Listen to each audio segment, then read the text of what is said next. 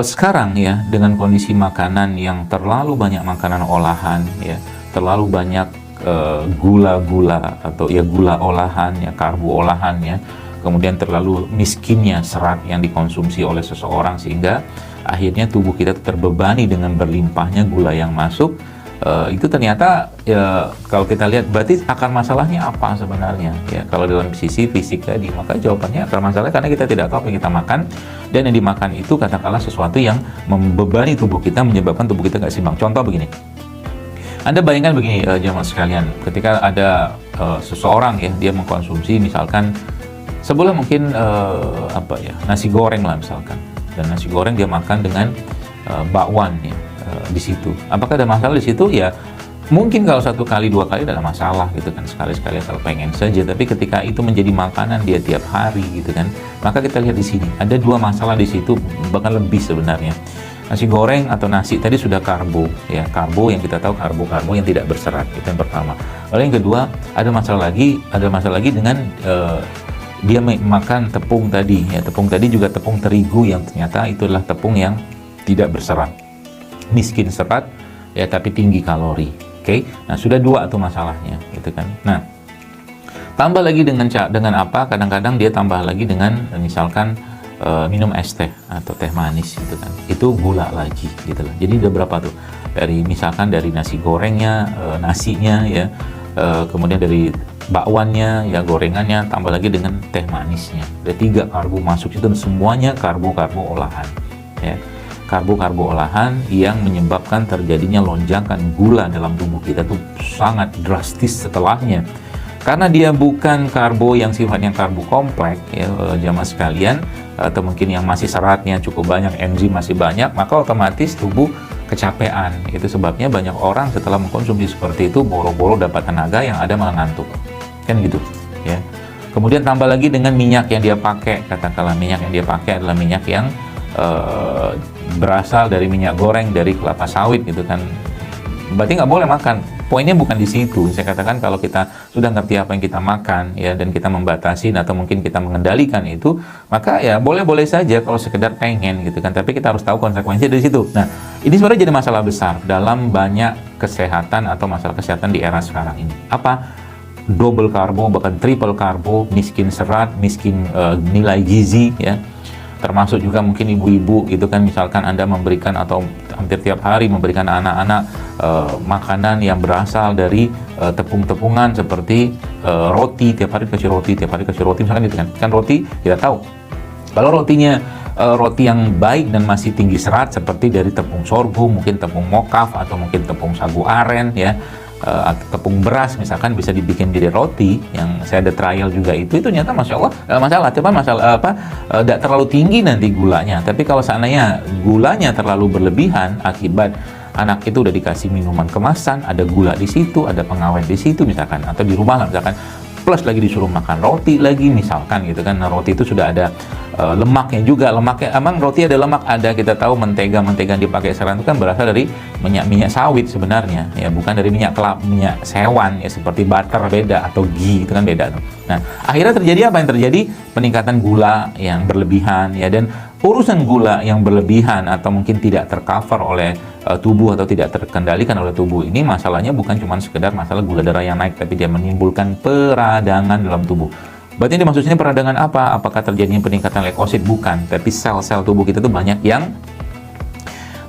yang harusnya berpasangan 2, tapi karena ada peradangan ya, ada inflamasi tadi, maka banyak yang lepas, jadilah dia menjadi oksidator atau radikal bebas gitu dalam tubuh kita ya.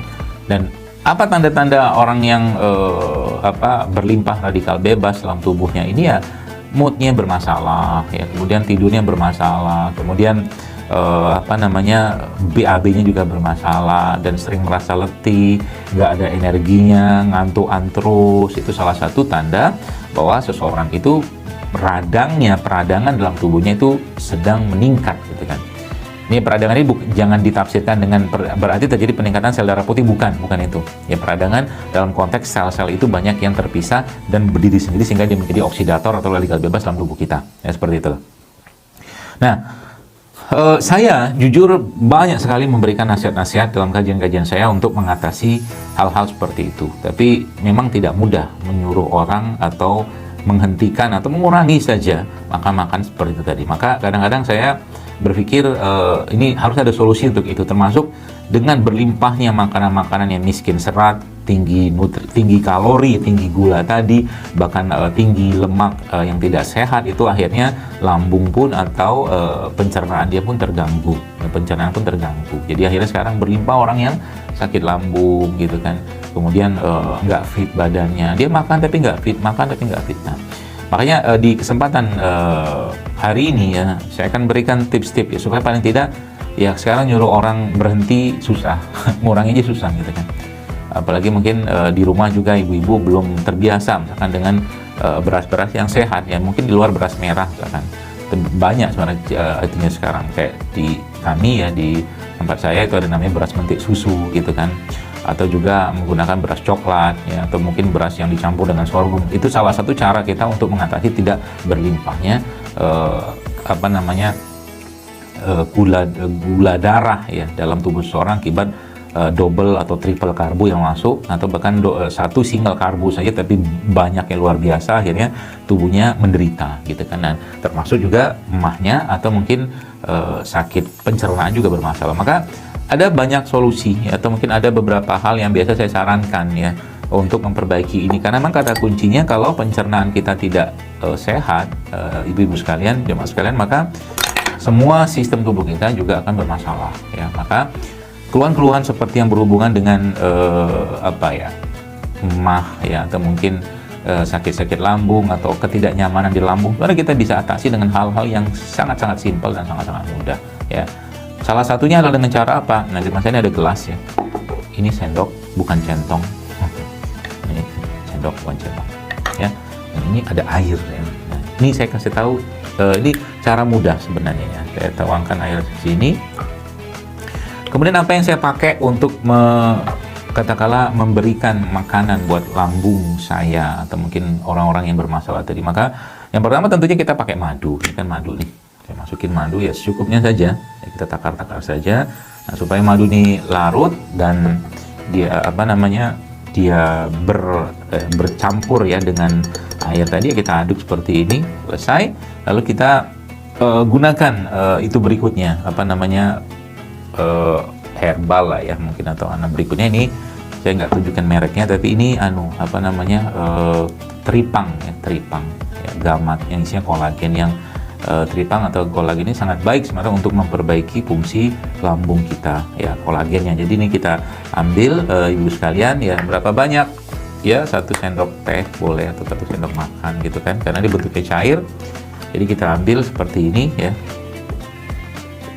Jadi saya ambil 1 sendok kayak begini, saya tuangkan ya ini. Nah, supaya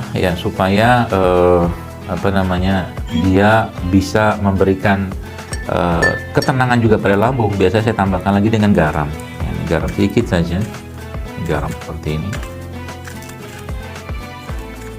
Oke, lihat diaduk ya. Kenapa harus diaduk? Nah, biar larut. Setelahnya gimana? Nah, setelahnya ya sudah diminum. Ya, ini diminum. Kapan minumnya? Pagi boleh, menjelang Anda makan, malam menjelang tidur juga boleh. Ini insya Allah akan membantu ya, mengembalikan keseimbangan asam lambung kita. Karena sekarang banyak orang makannya nggak beres, emosi nggak beres, lambungnya ikut-ikutan nggak beres. Ya. Nah, ini kita minum. Saya minum saja. Bismillah.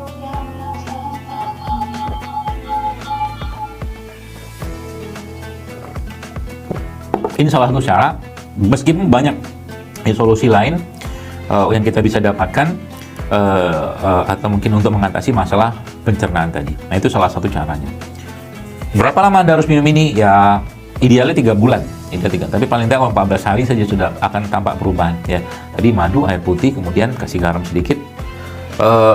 Pakai garam apa dokter? Pokoknya garam yang tidak direfinasi, itu aja pesan saya ya, tidak direfinasi.